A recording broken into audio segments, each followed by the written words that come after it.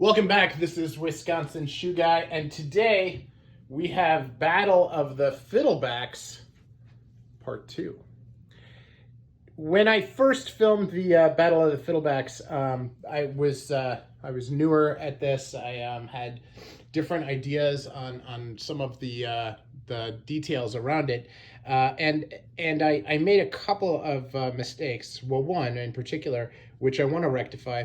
The winner of that, I had said, was a handmade shoe, and it was the Meccariello, which is actually a white label for Yeossal in their prestige line. And this is a Meccariello Librator, which is also known as the Yeossal St Martin.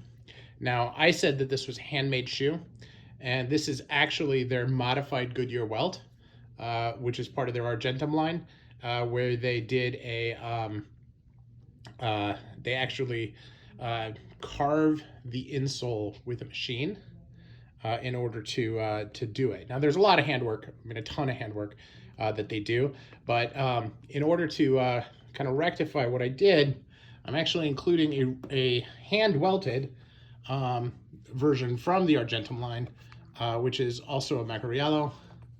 And you'll see here, this is a beveled waist, much narrower waist than the one that won the last one. But it is a beveled waist versus a Fiddleback. And I'll spend a little bit of time on that because in the first Fiddleback video, I didn't distinguish between the two at all. I kind of just grouped them in together and said, hey, it's the same thing. So as we think about what is a Fiddleback waist, you know, and what's the difference between a bevel and a Fiddleback, let's talk a little bit about that, right? So the big difference to me is that there is a line here that is really discernible between left and right. Now, this has an edge, and it certainly, if you look at it from here, you can see that there is an angle, right, and a line, but there's not a line. Like here, that is a line, right? A very clear line. Now, some of these have a very clear line, some of them have a less clear line, but I wanted to introduce different shoes in part 2, but I still want to be true to what a Fiddleback actually is. And so that is, you know, the standard by which all others are judged. And I want to make sure that we look at it with open eyes. As you know, Fiddleback soles are kind of a cool thing, and they are also something that, you know, I, for one, want to make sure that I understand as I look at my collection. So a couple of additional shoes here that I'll throw in. I'll put in an October 10th. I'll put in a Patrio here. So we have Patrio, we have October 10th. This is a Francis Wopplinger, Gaziano and Girling, Acme, Gordon JimJun, Vahtia Ichigo Ichie. This is a CNES. This is a George Cleverly. And then we have the Meccariello as well. Now, there is one other, which I will also include, which is, or actually two others, which I'll include that were not in the last one. And that is, this is Fukushin, which does have the line, although it's not quite as easy to see as I'd like. And there is, this one is Hephaestus, which is very easy to see. So let's start off and let's look at what Fiddlebacks we have. Just to remind you of the rules of the Fiddleback battle, we're only talking about soles. We're not talking about the upper of the shoe at all. So we're really just going to focus on this part of the sole, okay, and the heel. And we're going to spend most of our time talking about the Fiddleback. And of course, the edges are part of that as well. So now, this is an October 10th. This has a pitched heel, right? You can see that they're angled in a little bit. And it's a hand-stacked leather heel. Has a really, really firm, discernible line there. Okay, has the two-tone, right? And has a beautiful hand-sanded edge where it's really difficult to see the line between the welt and the sole. It also has a carved down waist, where it is, you know, it is carved down to make the fiddleback even more pronounced. So thicker edge here, thinner here. Of course, this part of the sole doesn't wear, so why not make it pretty, right? So that's October 10th. Now, October 10th, hand welted shoe, price range $600, okay? Now this is a Patrio. This is a handmade shoe. They call it Goodyear welted, but they don't have any machines, so it is made by hand. And but I do believe that it's gemming, so they use the linen gemming on the inside versus just the leather insole. And this has a fiddleback here as well, a much wider sole. This is a leather heel stack sole, but it's not carved down. It's not formed, okay? Has a painted sole here. They did a lot of detail work here. Just a really, really nice job. Now, Patrio is out of the Philippines. October 10th is out of China. Now, we move to Gaziano and Girling. And this is JFB and J Baker soles, right? So this is the same material for the sole as you would see in a bespoke shoe. And this is Goodyear welted. They have the little carving that they do on the edge here. There's a bevel that they do on the waist. So they do take some time and do a different finish there.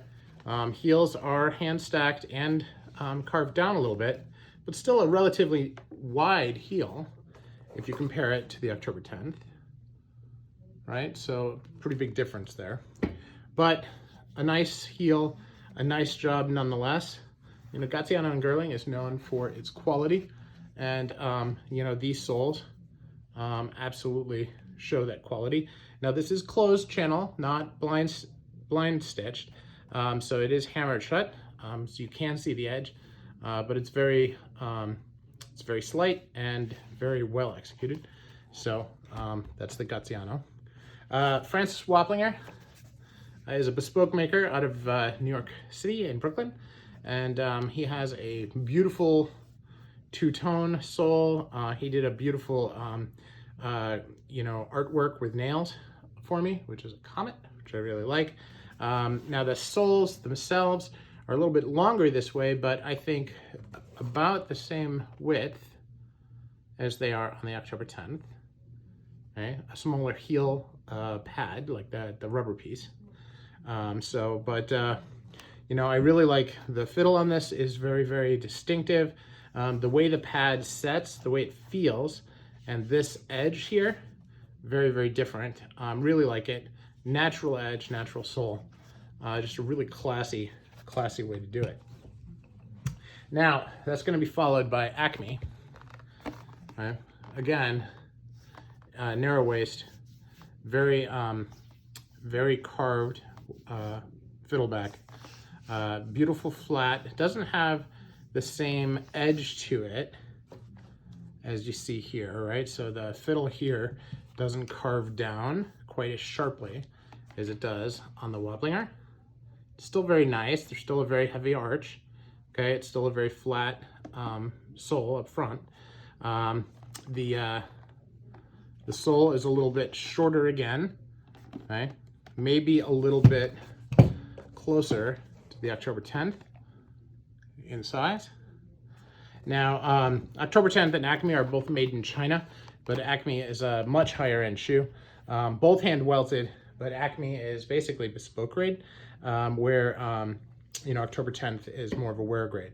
Now, October 10th does have a little bit of, you know, you can see that the hand lasting, they have a little bit of additional room on the inside than they do on the out, but it's different in comparison. Right here, you can see there's quite a bit of difference between this hook in the tree and the half a hook here, right? So it's just a different side. So these shoes are just much more form-fitting, a higher degree of finish all the way around, right? Now, this is Gordon JimJun, also from China. These have, you know, the machine carving on the sole here. They do have the bevel at the waist. This is on the edge of the waist, right? This is a nice fiddleback, a little bit like the Gaziano and Girling, the way it's painted and the way that it's set, a narrower heel, right? Now, the heel stack on this is also very nice looking, similar, but not as pronounced as it is on the October 10th, but also thinner than some of the heel stacks that you see on other shoes. Right? Gaziano and Girling is even thinner, but it's thin nonetheless. So very interesting, nice job. Has the same feel as the JF&J Baker, but I don't believe it is JF&J Baker. My understanding from JimJun is that, like the Acme, it uses Italian leather for the soles. So now this is a JR sole with a very nice, distinct fiddleback. It has a dovetail heel, and this is from Vahtia out of Indonesia, and really, really nice edge. It is not carved down, but it is very beveled right here, so they do a really nice job there, and just a tremendous amount of time spent on this part of the shoe. Just really, really clean. Now, the leather heel stacks are not ultra impressive, but it doesn't look like it's a pre-stacked leather heel. Certainly not like particle board. It is leather, but it's not as artistic as some of the others. Now, this is Ichigo Ichie, which is a handmade maker out of Japan. You can see he did some really nice art for me on the sole, on the waist rather, which is really, really cool. He also painted this part of the sole red. It had almost like a leather patina to it. You can see he's done a little bit of nails here and there. Very nice heel. Now the leather stacks on the heel are very big versus small, and the, overall it doesn't look as carved as some of the others. Now this is 100% made by hand, but he just used a different level of material for this particular component than some of the others. Now the waist here is carved in further, also a JR sole, so very nice, nicely done, nice craft, just a little bit different.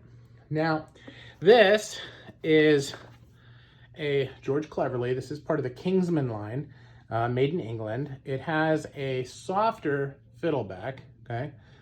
This is very similar to the Alfred Sargent that I showed in the first one. In fact, general conventional wisdom says that these were made in the Alfred Sargent factory.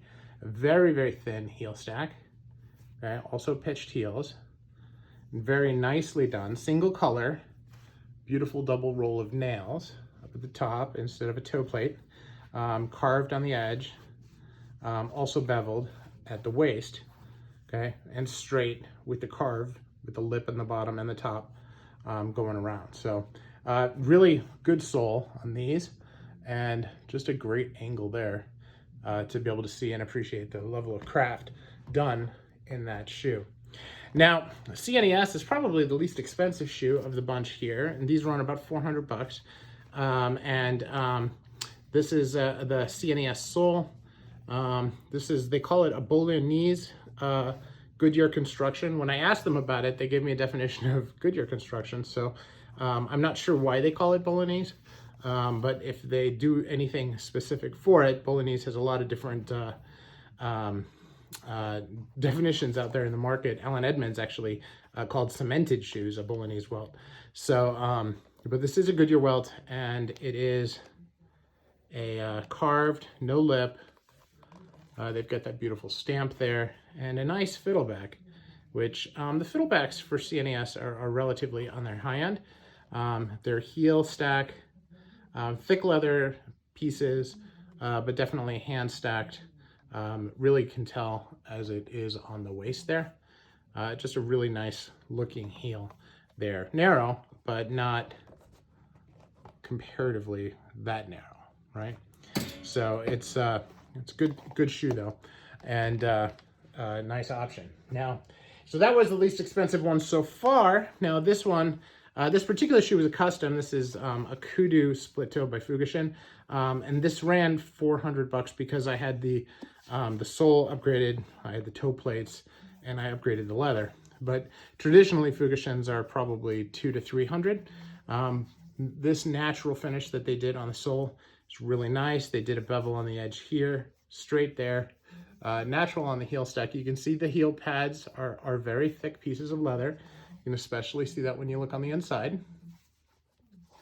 Again, beautiful edge. And the paint job that they did here is also really nice with the red and the black. And of course, the nails on the heels stand out. Big dovetail pad there as well. So nicely done. Now, the Hephaestus is unique. And the reason that it's unique, well, two reasons. First, they nailed along the edge here. They call that a pegged sole. And that's because when you make it this narrow, you can't actually, it's very, very difficult to hand welt. And so to the sole, to the waist right here. And so they use these nails instead. Now, a lot of people are like, well, wait a second, why is pegging done? That's bizarre. That shouldn't hold. Well, all shoes used to be pegged. As a matter of fact, if you look at a few pairs of John Lobs, they're still just pegged. They have a couple rows of pegs that go around. So it's absolutely a fully acceptable practice. I have a pair of Saint Crispins that they peg the waists as well. And so, you know, he just does a really nice job with this. And it does look ornamental the way he's got it. And then beautiful sole, very aggressive fiddleback. All right. Very nicely done. Heel stack. Now something to note, there's no rubber heel. So just like the old Florsheim's, this is like a suicide heel. This is thick leather pads that are stacked here, so they're not ultra thin. Okay, just again for comparison's sake, these are about half the width as those. And then if we look at these, they're about half of that still. So it does get much thinner, but you know, Hephaestus does a nice job. Beautiful sole work, beautiful edge work, nice bevel, nice flat. Looks like hand sanded. Just a great job. Hand welted shoe, and nicely done. So how does that all compare to the winner of the last battle? Well, first, it's not necessarily a true fiddleback, although if you hold the angle right, you do see the line, right? And it does have an edge here and there. Now this waist is upgraded because it has the leopard-ish kind of print on it that's painted, which is gorgeous, right? This waist is the narrowest of anything here. This heel is very, very interestingly formed. The stacks are not thin, but it is well carved and well executed. Few nails, 3, 3, 3, 3, right? A big heel pad, which is good on a small heel, right? That's a small heel, right? And then on the front, they have the pattern etched into the leather, and then the leather here. Now, Italian soles, very hard wearing, and you know, just a beautiful example of a hand welted, executed sole. So just gorgeous work. Meccariello always impresses, and you know, you've got the edge there as well, where you know he's just not narrow enough on the heel, so he wants to go narrower on the sole. So so some great work there. So what's the best? I gotta be honest, these are really, really too close to call. I'm gonna say that the one that I find to be most impressive out of the whole bunch is, oh, by the way, Fukushin and Hephaestus are out of Vietnam. Meccariello's out of Italy. CNES is out of Vietnam. And I said Japan, Indonesia, England, China, England, the United States. October 10th is China, and then Patria is the Philippines. So as we look at it though, clearly in my mind, the winners from a sole perspective have to be looked at on a couple criteria. If you look at art, pure artistic, in my mind, it's a toss-up between Ichigo Ichie and this beautiful fiddleback with the samurai, and this one here by Francis Wopplinger with the comet. You know, I love both of them. They're both really, really intriguing. I'd have to give Francis Wopplinger the edge on this because the fiddleback line is much clearer. And Lee over at Ichigo Ichie actually told me he was going to make this more of a bevel to make the art stand out more. So, obviously he made the decision with intent, but he hand painted this, and I just can't get enough of it. It's gorgeous, right? If I look at overall, instead of artistic, and I look at pure function, I gotta go with the Acme. This sole is, it's soft. It's not as soft as the Gaziano and Girling, but it is a soft wearing sole. And the lines here, the way that this is almost a spade sole, but not quite, with that edge. Even this edge here goes out a little bit. I just really like the way that these are put together, and I like the way that they're wearing in.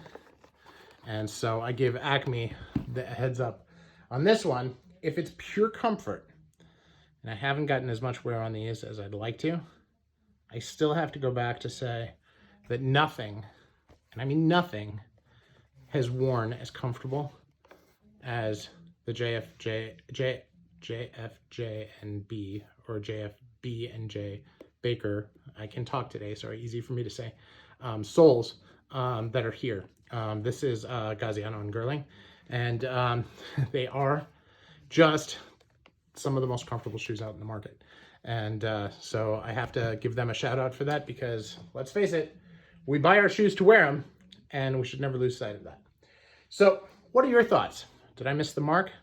Did I gloss over something that you think is really important? Let me know in the comments below, and thank you for watching. Have a wonderful day.